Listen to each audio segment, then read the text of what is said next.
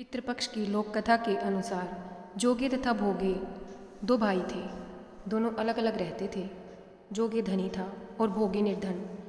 दोनों में परस्पर बड़ा प्रेम था। जोगे की पत्नी को धन का अभिमान था, किंतु भोगे की पत्नी बड़ी सरल हृदय की थी।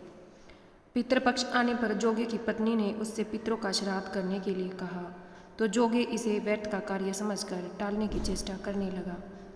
किंतु उसकी पत्नी समझती थी कि यदि ऐसा नहीं करेंगे तो लोग बातें बनाएंगे। फिर उसे अपने मायके वालों को दावत पर बुलाने और अपनी शान दिखाने का यह उचित अवसर लगा। अतः वह बोली, आप शायद मेरी परेशानी की वजह से ऐसा कर रहे हैं, किंतु इसमें मुझे कोई परेशानी नहीं होगी। मैं भोगे की पत्नी को बुला लूँगी, दोनों मिलकर सारा काम कर लेंगी। फिर उसने जोगे को अपनी पीहर न्योता देने के लिए भेज दिया।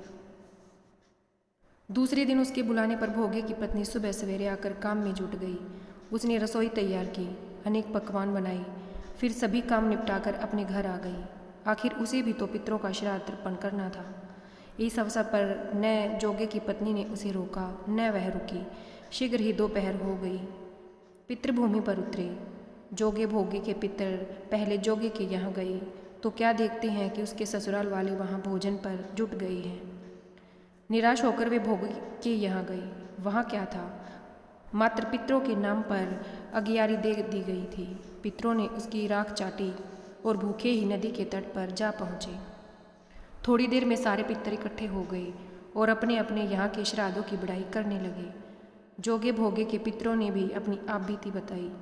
फिर वे सोचने लगे, अगर भोगे समर्थ होता तो शायद उन्हें भूखा न रहना पड़ता, मगर भोगे के घर में तो 2 जून की रोटी भी खाने को नहीं थी।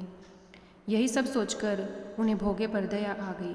अचानक वे नाच नाच कर गाने लगे, भोगे के घर धन हो जाए, भोगे के घर धन हो जाए। सांझ होने को हुई। भोगे के बच्चों को कुछ भी खाने को नहीं मिला था। उन्होंने माँ से कहा कि माँ भूख लगी है। तब उन्हें टालने की गरज से भोगे की पत्नी ने कहा, जाओ, आंगन में होदी औंधी रखी है, उसे जाकर खोल लो और जो कुछ मिले बांटकर खा लेना। बच्चे वहाँ पहुँचे तो क्या देखते हैं कि होदी मोहरों से भरी पड़ी है।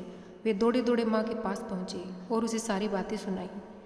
आंगन में आकर भोगे की पत्नी ने यह सब कुछ देखा तो वह भी हैरान रह गई।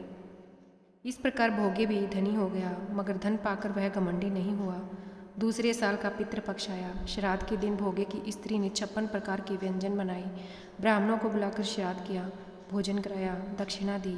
जेठ जेठानी को सोने चांदी के बर्तनों में भोजन कराया। इससे पितृ बड़े प्रसन्न तथा तृप्त हुए। धन्यवाद।